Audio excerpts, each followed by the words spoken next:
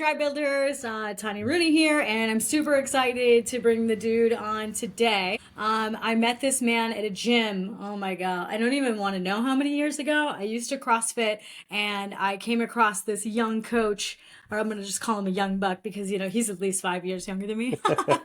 and, uh, and I just watched him, develop into a coach, and then he opened up his own gym. He kind of split off the way that some people do, or like the ones that rise to the top do anyways. And I've watched him build like this super cool community that I hear about from our mutual friends. Like I'm not even at that gym and I still hear about the ways that he does things. So I'm really excited to talk to him today about some community building stuff because I think it matches what the hell I'm always babbling my ass off about. So yeah, without further ado, Marcus Eckert, hi. Hello, thanks for having me on. Yeah. So, can you tell people listening, what you got going on? Yep, my wife and I own Northbound Training. We're in Little Canada, Minnesota. We've been open since basically the very end of 2020, so we had a little bit of a, snafu opening up there. But since then, we've had our doors open basically beginning of 2021, full bore.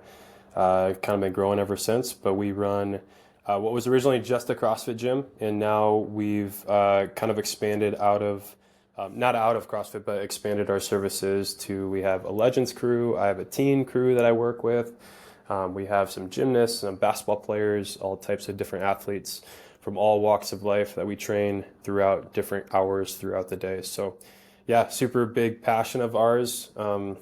Obviously for the last basically 10 years since I've started coaching, and it's kind of grown and developed ever since. I think that's really awesome. Can you tell me, like, how did you get into, or how did you know that you wanted to go into training and kind of get into group stuff? Yeah, I was actually just telling a friend about this the other day. So uh, I grew up an athlete, middle school, high school, played varsity sports, all that kind of stuff. And then when I got to college, I pseudo retired from my athletic endeavors and got into training because I really enjoyed that aspect of being an athlete. So I kind of set out on my own and figured out what I wanted to do, which started with just, your classic bodybuilding, let's lift some weight and get a pump on. And over my 4 years there, it really expanded to almost establishing our own community within the weight room there, and realizing basically that was the best hour to 3 or 4 hours of my day that I would spend in the weight room. And eventually that turned into, okay, how do I start to think about doing this from a career standpoint? Because it really was where I spent most of my time easily. And thankfully, it still doesn't really feel like too much of a job. So just pursuing that passion and just walking through open doors as they came. So at first, started with a gym that I was a part of after I graduated college, where they asked me if I was interested in coaching. I never really thought about jumping into the coaching realm. But because that door opened up, I said, sure, we'll figure it out. So went and got some certifications and started coaching 2 hours a day. So 5:15 and a 6:15 class. And again, kind of established a new community out of that, which was very cool. So I had anywhere from 15 to 20 people that would consistently come on a daily basis to both of those classes. That gym shut down. I would hardly even say I was part of the staff. I just coached a couple classes a day. I was just sort of in and out of there and then working out on my own time. Joined another gym. That one led to kind of a 4 year, kind of turning it into a career, where I became the general manager and managed all of our memberships and still coached usually 15 to 20 classes a week. Started doing some personal training out of that. And then when the opportunity came up, my wife and I decided that we could start our own gym, and started with about 30 people, and now we're just over 100. So it's been pretty awesome to walk through those doors as they've opened up. That's super awesome. Okay, you said that you were the general manager at a space for a little while, so you Yep. kind of got the hang of the business portion then. How did the transition into it being your money go? Because, Yeah. obviously, general manager of somebody else's place, Yep. you don't have free reign or anything, but you still have, their purse, and then you change it over to, this is my money, actually. Yeah. How's Right. that business go? Yeah. I mean, back in college, my major was actually in finance. So the business side has actually come, I wouldn't say easy for me, but maybe easier than some gym owners who go from more of just the personal training standpoint and then open up their own gym. So working with numbers has always kind of come second nature for me. There's definitely an aspect of like you own the purchases for sure, but you almost treat the money more like play money. And I don't mean like devaluing money, but it's wild when you're making much bigger purchases than you would ever make for like your house, like when you're paying rent every month and you're like, I think when we started looking at rent agreements for looking at spaces, my first thing I did was calculating like the total rent. So like, okay, if I'm signing on a 5-year lease, this is going to total to be, let's just say $500,000. Like, okay, people have come back from greater than $500,000 of debt. So like, if we never make a dollar, like we can still come out of that somehow. So it's almost, I like to go to like what's the worst case scenario and then work my way back from there. Um, Hmm. so I had a really good idea of where the numbers were at from being a general manager before, what things cost from a rent standpoint or equipment or upkeep or staff or coaching or, all of the random things that you would come up with. Um, so it's pretty easy to build out some models of how spaces would work for us. Uh, but you do have to kind of separate yourself from the dollars because like like the dollars going out, there's dollars coming in too, and that's a whole new endeavor too because most people I think are probably just used to their paycheck coming in. And so when all of the revenue for the gym is coming through you, but then all of the expenses from the gym are going through you too, you just have to really have a good organization process, I think, and not lose sleep at night. So I just try not to dwell on those dollars when I go to bed at night. Like just kind of let it run itself and do everything that I can to own it during the daytime and then just kind of let the chips fall as they may through the process. But I've worked hard to get it right as well. It's not just by chance that that worked out. So, yeah.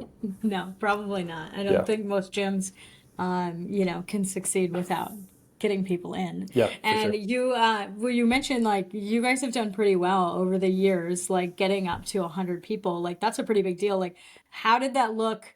Was there a couple of key people or key things that you did that really like drove like the community that you built at your gym? Yeah, for sure.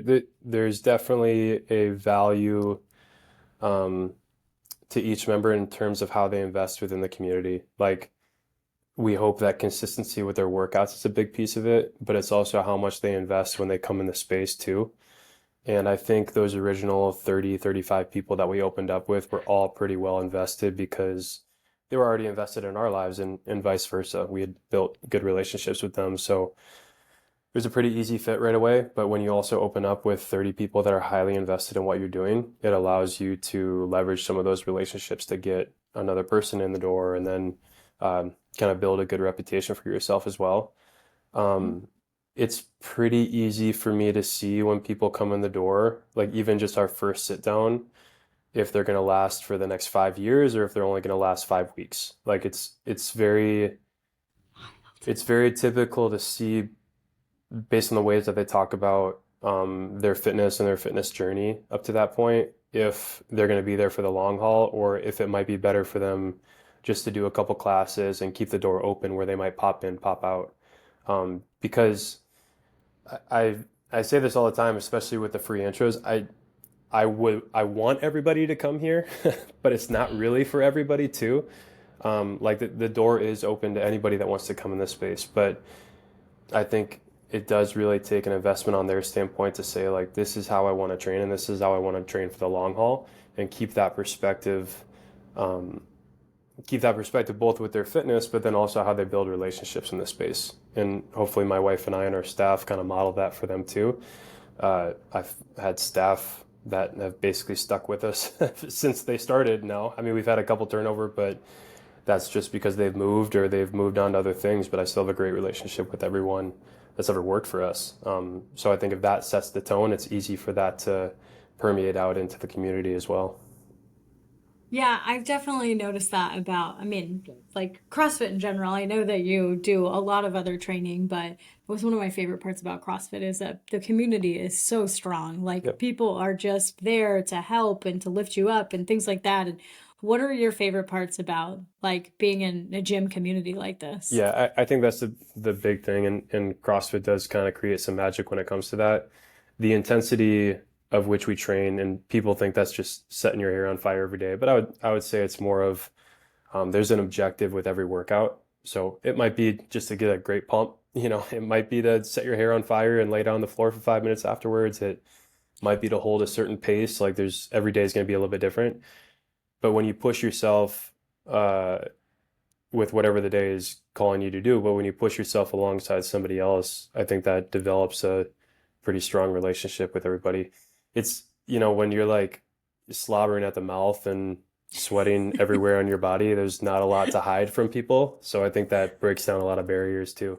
And it's cool to see, like, you could be a 65-year-old working out next to a 25-year-old and they're doing maybe very different workouts. Um, but that barrier is broken down pretty quick when you're both doing the same 10-minute workout, just might be different weights or different volume. So it does start to build those relationships across what would normally be some barriers between people. So yeah, I guess that didn't necessarily answer your question perfectly, but I think that's where the kind of the magic is that it really is anybody can walk in the door and do it. Um, but it takes a commitment on their end to want to do that too. Yeah, I think like I said, I mean, I always enjoyed the CrossFit community, and it's just because like the connection that you make, and it is all about like after a 45-minute workout, if it's a long day Yeah, and you're all sitting there on the mat, like, huffing and puffing and sweating all over the place, like you like have this shared camaraderie of yeah, holy crap, like we both finished it, regardless if you lifted 135 pounds and I lifted 45 pounds. It yeah. doesn't matter. You still had to like slog through. Right, So I think right. We, there's some togetherness. yeah, and whenever people are going on vacation too, one of the things I recommend, this is partly so that they, keep their butt in shape when they're gone, but also like whenever we travel somewhere, we typically look up where one of the nearest gyms are and kind of scout them out. Not just because we want to work out, like that is nice. It's cool for me as a gym owner to see how other gyms run their classes and how they do setup and all that kind of stuff. So there is that, research aspect. But also almost everywhere we've gone, we've met people very easily and they've had recommendations of where to eat or what to do. We were on our honeymoon and one of the couples was like, "Come on over to our place. You can use our bikes and you can bike up and down the boardwalk." Like, so we went over their place. We grabbed their bikes out of their garage. They gave us the code and just took their bikes and went up and down the boardwalk. Uh, so that like trust element is almost there immediately. And these are people that we literally worked out with for 15 minutes and they were like, "Yeah, come on over. We'll make you dinner." We didn't do that, but it develops that depth very quickly. Yeah, I think that's really wild because we had done that. I mean, we went to a CrossFit gym in Vietnam. We've gone to them in Hawaii, like these random places. Hmm. And it's just, it's like a built-in mindset Hmm. almost, because the mindset that you have to be part of a program like that, anyways.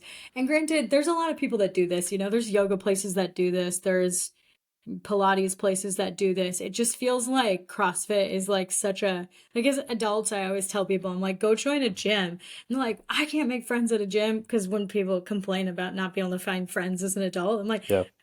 join a better gym, like Yeah. a really good Yeah. gym. Like, but I'm always thinking of a CrossFit gym, even though someone might not want to do CrossFit.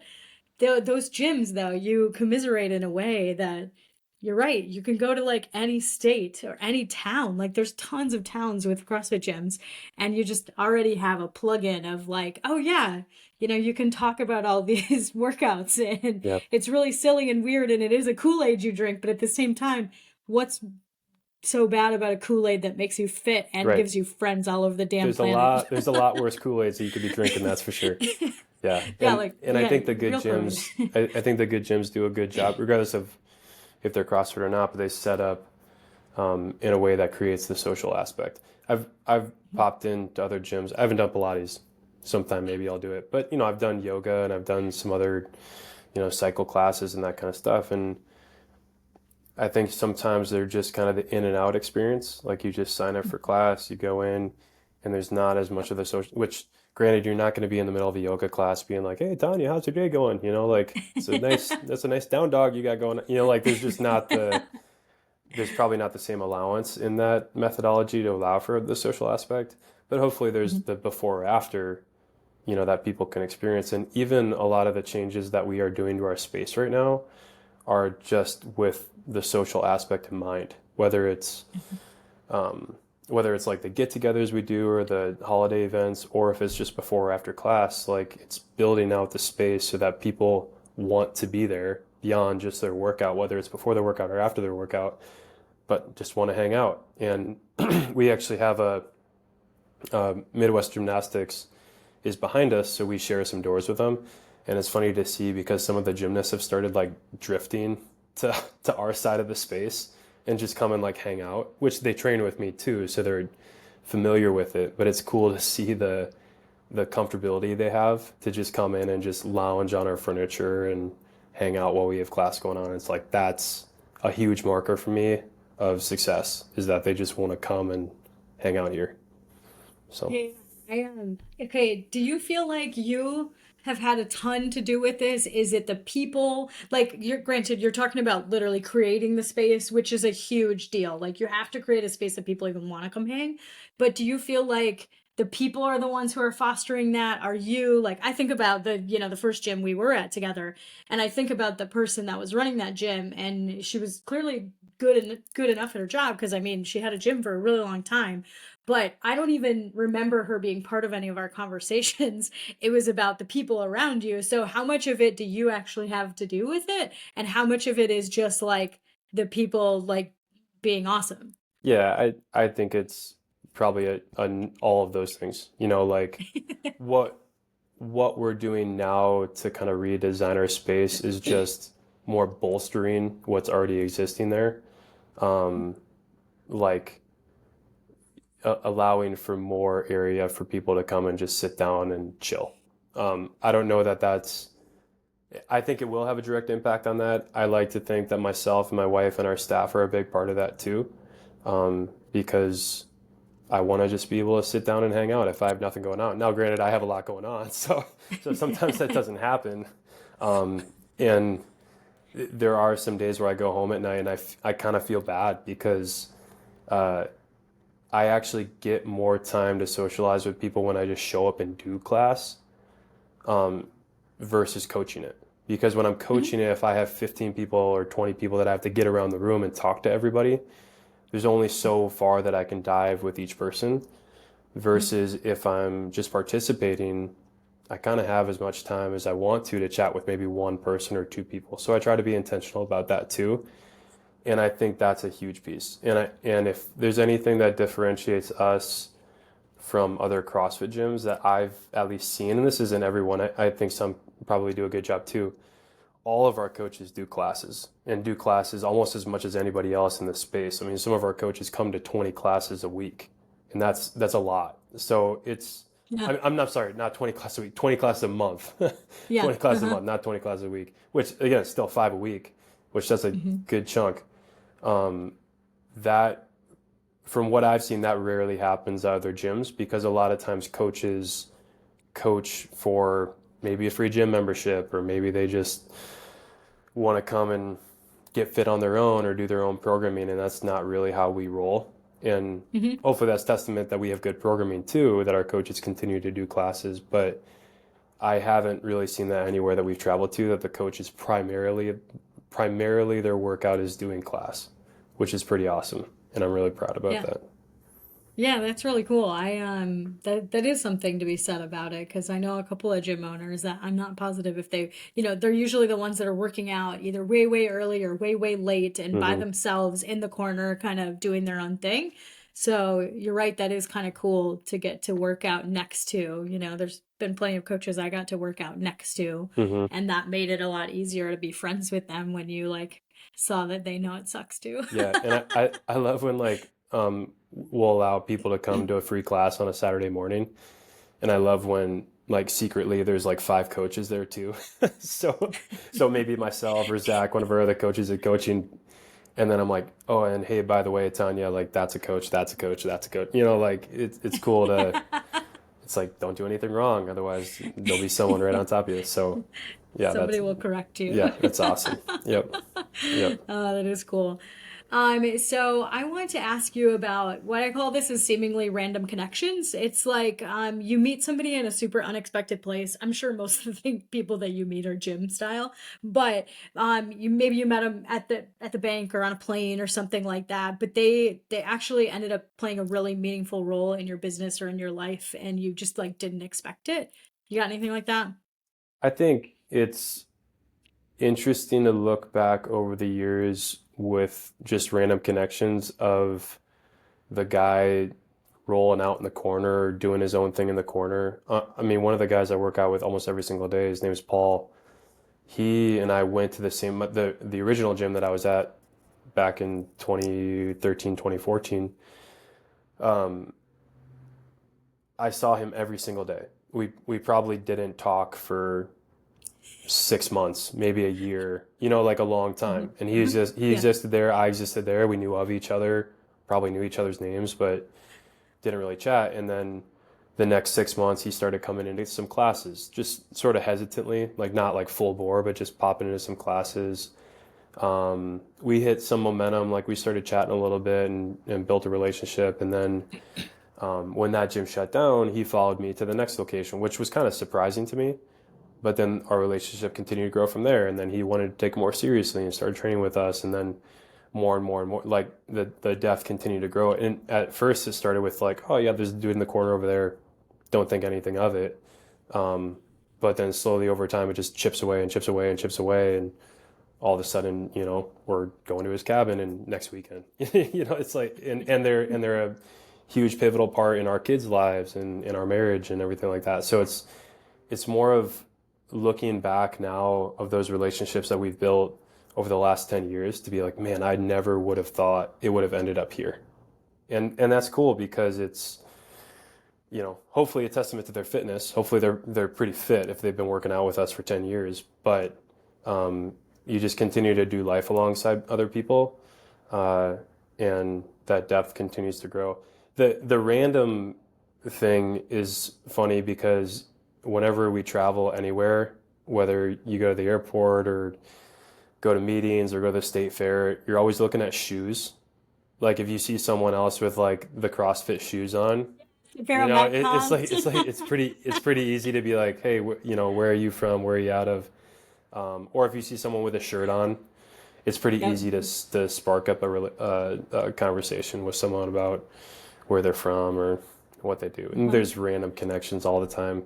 Um, I don't know that I have like a big epiphany, you know, crazy No, I moment, think the one but with Paul is probably pretty significant. yeah, I mean, I know who you're talking about. yeah, I knew of this man as well. I didn't know that he came from your last gym, though, yeah, yeah, yeah. before that one. Like, I didn't know you were the man he was following. That's fucking awesome. Yeah, And really great to realize how much of an impact that he's made on you and yeah. you've made on him Well, equally. yeah, and we have, a couple of young dudes that we started work with. One kid that I worked with basically since the time he was 14. I wasn't necessarily his initial coach right away, but he got into the CrossFit space. He wanted to be more competitive, so he started training with us. And at the time, I was probably 24. Yeah, because I think I got him by about 10 years.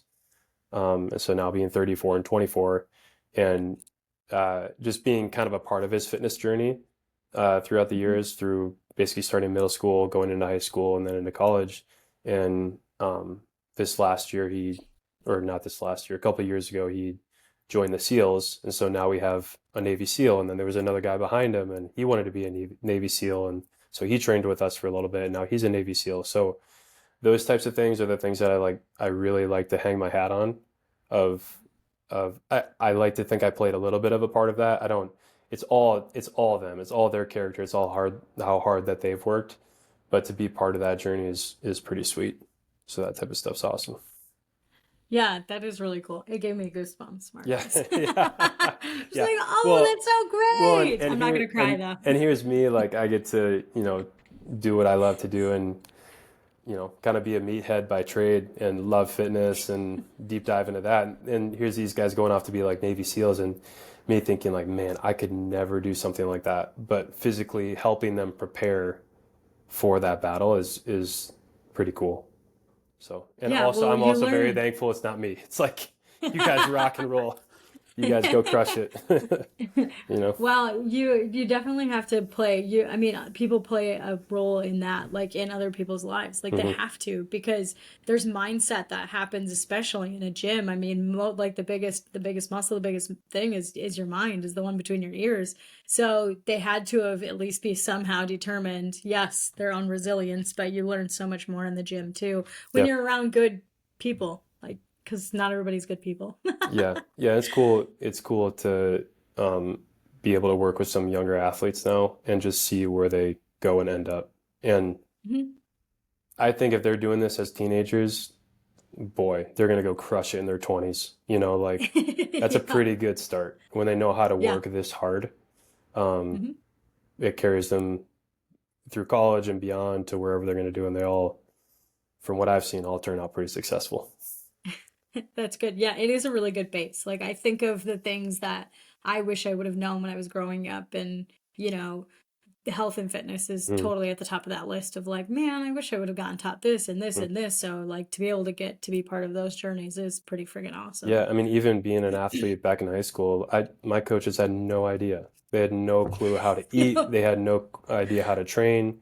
They just did things because this was a baseball exercise or this was a basketball exercise.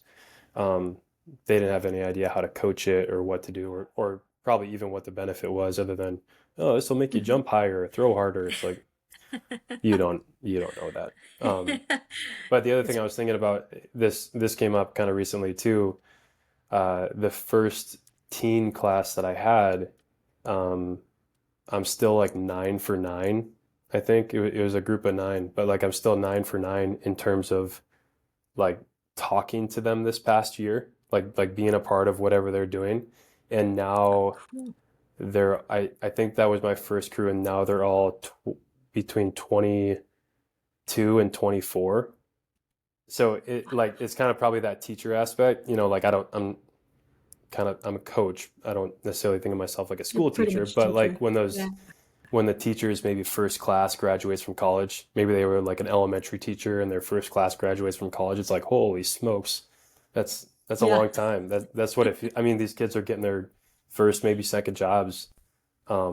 But I was going through that list of my roster in my head. I'm like, man, I mean, 3 of them still come to the gym. 2 of them are away at college. 2 of them are back from college, so hmm it's cool to go through that list and be like, wow, I'm still kind of involved in their lives. It's pretty cool. Yeah, you've done, it's definitely a good marker to see like you've come a long way. Like you Mhm. personally have come a long way to be able to say stuff Well, it like makes that me feel because old. That's for sure. I you're don't, in your 30s. a We're lot, yeah, fine. I We're know. A fine. lot of times I don't, I'm not thinking like, oh, I'm old now. But then when you look back and I'm like, man, these kids are like getting married and stuff, and probably start having babies at some point. So it's like, oh boy. Just wait till it's your own kids, Yeah, Marcus. yeah, I know, for sure. You Yep, got a little ways. yeah, for sure. That's awesome. Can you tell me, like, I've got a question that, I have new questions. I've said this on a few podcasts now. Like, I just rewrote all my questions, so I'm still trying to figure out the best ways to put them in. But this one is about like who's in your corner. So, can you think of a moment in your business when having the right people around you made like all the difference?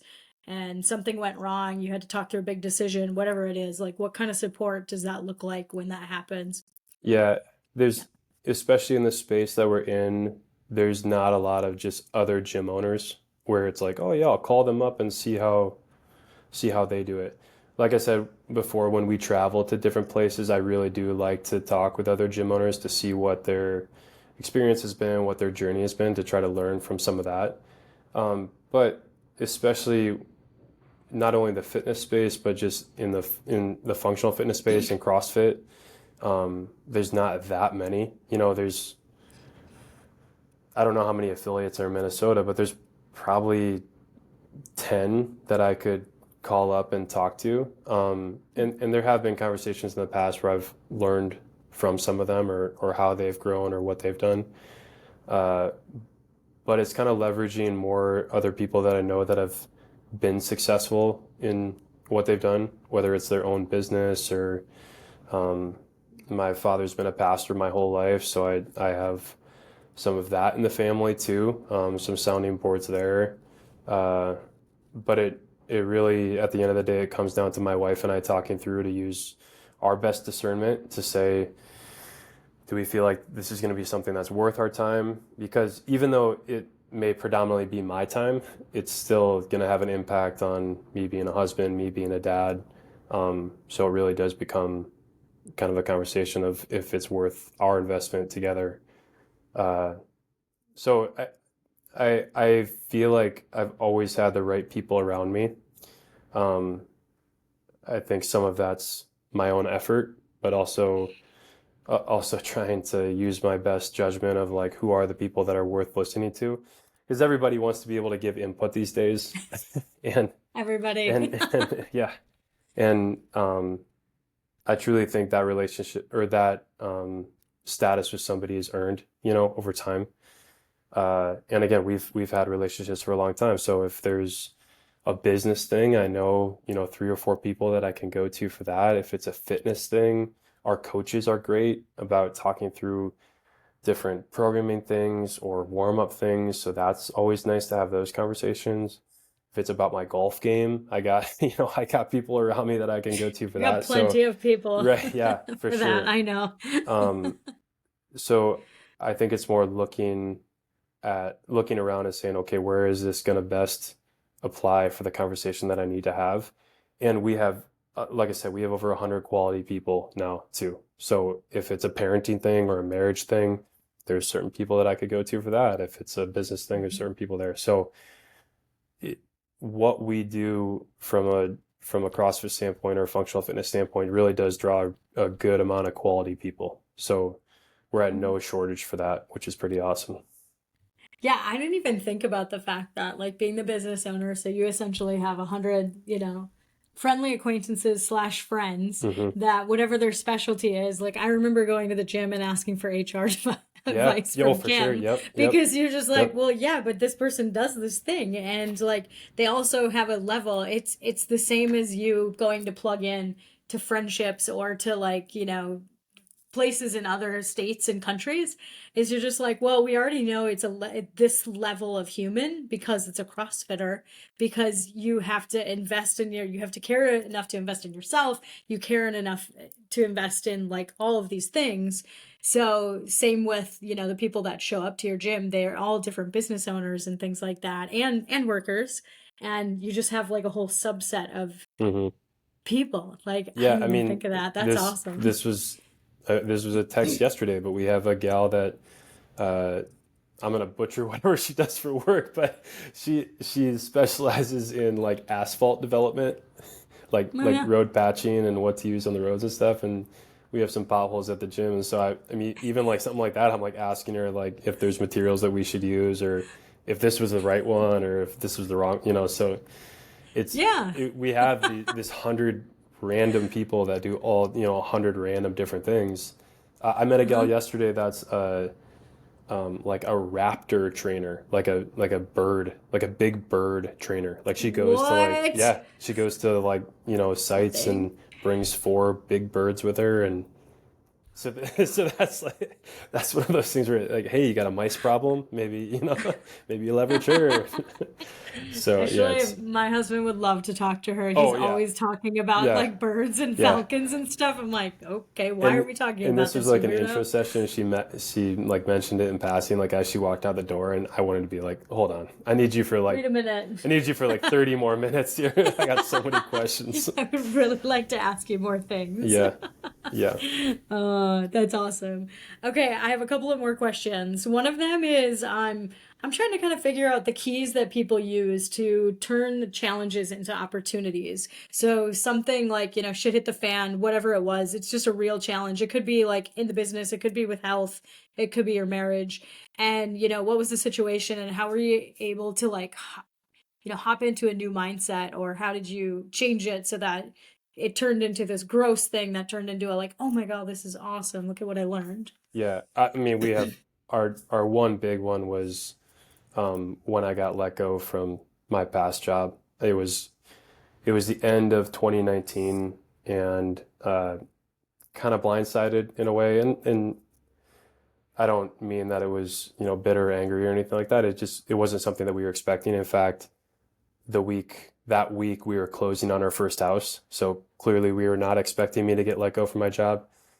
No. And it also worked out that it was the day that we had our first ultrasound with Ronnie. So we had just found out that we were expecting and had just closed on our house. So a lot of these like exciting things like next chapter of life. And then Yeah. I walk in on a Wednesday and I got let go. Um, and no backup plan. We had no idea what we wanted to do there. So there's always, there's always a process of going through with that. Just, I mean, a grief element. It wasn't, thankfully, it affected me and my wife and not necessarily a lot of other people. But uh, you learn from that experience that to not take something for granted that you expect is going to be there. So we were met with a pretty big challenge right away of how are we going to afford this house? How are we going to afford to have a kid? And not really having a plan, and then just sort of listening, waiting, praying, and seeing what doors got opened up for us, and listening to other people, those that have a lot of wisdom in our life that we had already established those relationships with. There's a lot of support for us to do our own thing, which is cool because there was definitely a part of me that thought that someday I would own a gym. It wasn't necessarily the route that wasn't necessarily the route that I thought it was going to happen. Um, but it turned out to be a great opportunity and kind of forced us into that position. Um, and I do really feel like uh, those big decisions that kind of get beyond yourself are really the opportunities that, for us, our faith plays a big role. And we also it's very easy to see us not doing it on our own. It's not.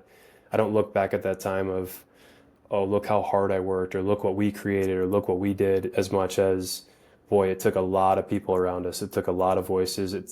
I mean, it took my wife, it took my family, it took um, those 33 people that opened up with us, all of their support, because without any one of those things, I don't think we would have done it.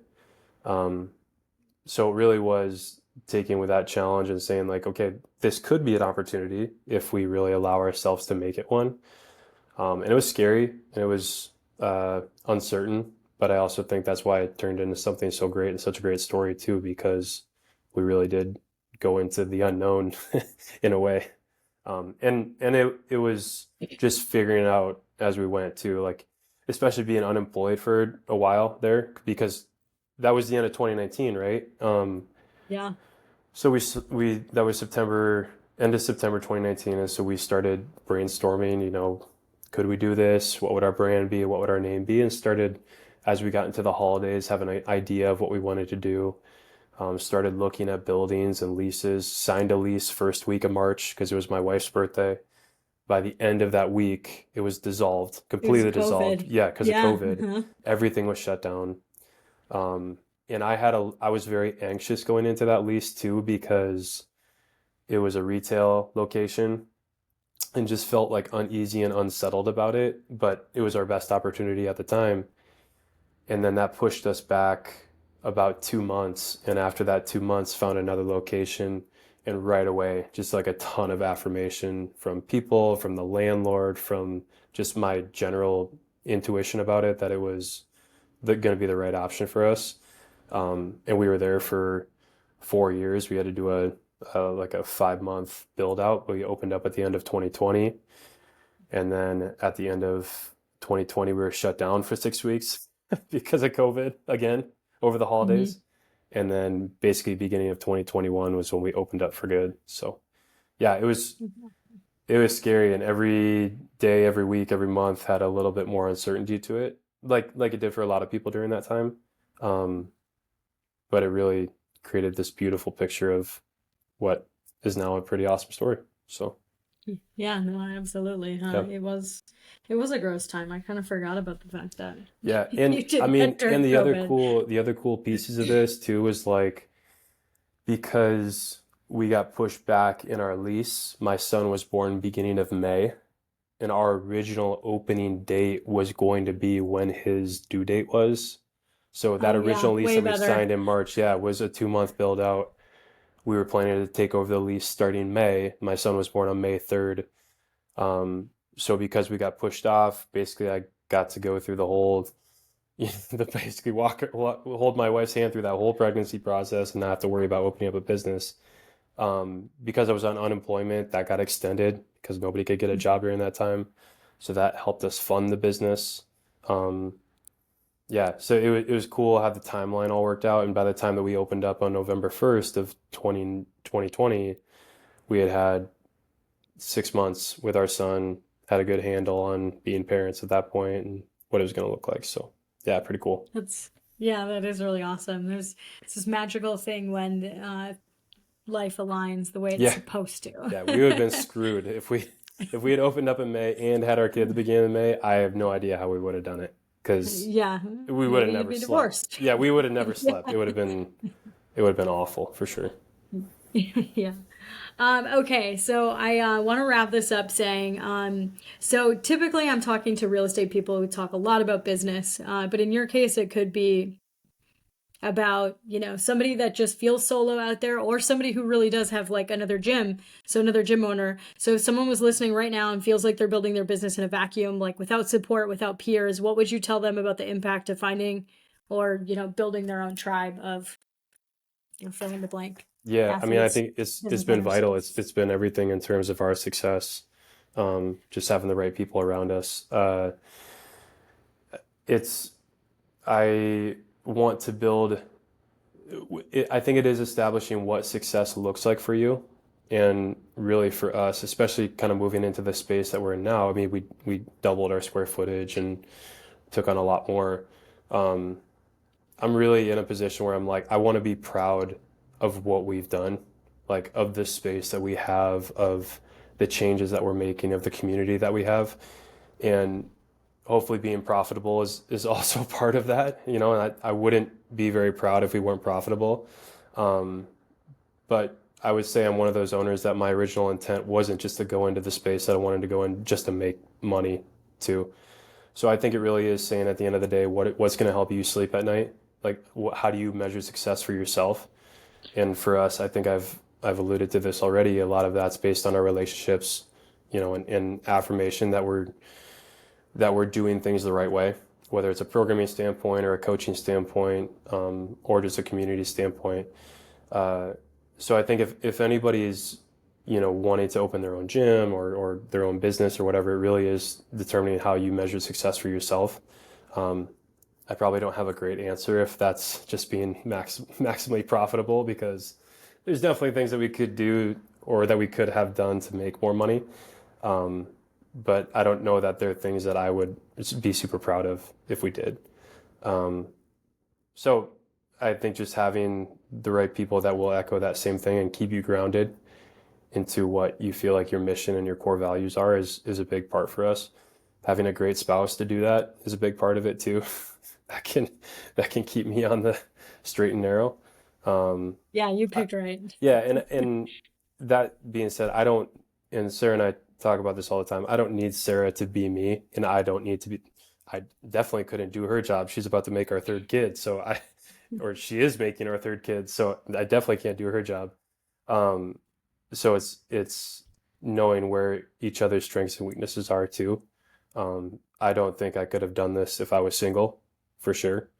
And Mhm. I think the older that I get, and maybe the more kids that we have, the more my drive starts to shift towards them, and now creating a space that I'm really happy to bring my kids to, building a community that I'm really trusting of having our kids around. Our Mhm. staff is the first piece of that. Um, yeah, so that's a big one. And with how that has made it easy to have the staff around too. It's like my first thing is if I'm going to trust them with my kids. If I can't trust them with my kids, if I doubt that whatsoever, there's no chance they're going to work for us, because our kids are here all the time. And, I want them to be part of their lives too. And I think that builds a little bit greater depth in our relationship with them too. So yeah, hopefully to That's answer your question, amazing. I like I said in the first thing, I think it just comes down to what is a masterpiece of success look like for you? Like what is it going to look like? In my realm, it's owning a gym and building a community, and other realms, I'm sure there's other cool stuff that people do too. No, that's totally cool. Yeah. I think that those are great answers. Okay. Okay, if somebody wanted to reach out to you either to join your gym or to talk to you about gym ownership, business, that kind of stuff, where would they find you? Yeah, our Instagram page is Northbound Training. Our Gmail is northboundtraining@gmail.com. Facebook page, all the social medias. Not on TikTok. It's okay. I don't have a young enough staff to be on TikTok, I guess. Um, yeah, I think but that's okay. yeah, email, Instagram, direct message. Through our website, we have a free intro link so people can fill that out as well. And usually I'm the one to follow up, so pretty easy to get a hold of us. That's awesome. Well, Marcus, I appreciate you chatting with me today about this. Like, I think of a couple of gym owners, and you're the first one that comes to mind when building a really great community because I've seen it grow. I've been a part of it on the outskirts. I'm still part of the community, kind of the people that go to your gym. You come to a workout, I Tanya. I don't even know that I could keep up anymore, man. Like, it'd be pretty ridiculous. Yeah. So, but I have a 60 plus class. First class is did you free. just tell me to No, come to a 60 I'm not fucking saying plus that you're 60 plus. I'm just saying there's a pretty low barrier to entry. Yeah, you're totally right. You're totally right. They're pretty cool Well, too. yeah, I'm pretty sure the morning crew that I was part of, like the ladies that were there, I'm just like, those ladies put me to shame, and There's they're in a their 50s. there's an I was in my element of being 30s. a little crazy. The 6 a.m.ers, I mean, the 6 a.m.ers are super fit because it's the first thing they do every day. I love I don't love getting up for class. I do love coaching the 6 a.m. But there's an element of being crazy if you're going to come to that every single day, for sure. I think, I don't know a lot of Minnesota places that do 5 a.m. Oh, classes, but I think those people are the weirdos. I'm like, holy people have shit, brought it that's up too before, and early. there's some hard lines that I've had to draw of like I would love to be able to offer that to you. I don't think our business could sustain it. I don't think the people in our business could sustain it. I think it could, that's one of those things too. Like, could it be more profitable? For sure. But Does it already, align? already as I go to bed at night, I'm thinking about like making sure the 6 a.m. coach is ready to rock and roll if it's not me or if it's not Sarah. So just to move that up an hour, or the days that it's snowing, Oh where we gosh, have to make a yes. call in the morning, that's pretty horrible too. Yeah, being up at If we're 4. yeah, if we're expected to get snow overnight, I do not sleep well because I'm having to think like, okay, what time do I need to get up to check to make a call? So that Yeah. part's yeah. So kudos to those that can do 5 a.m. I'm not one of them.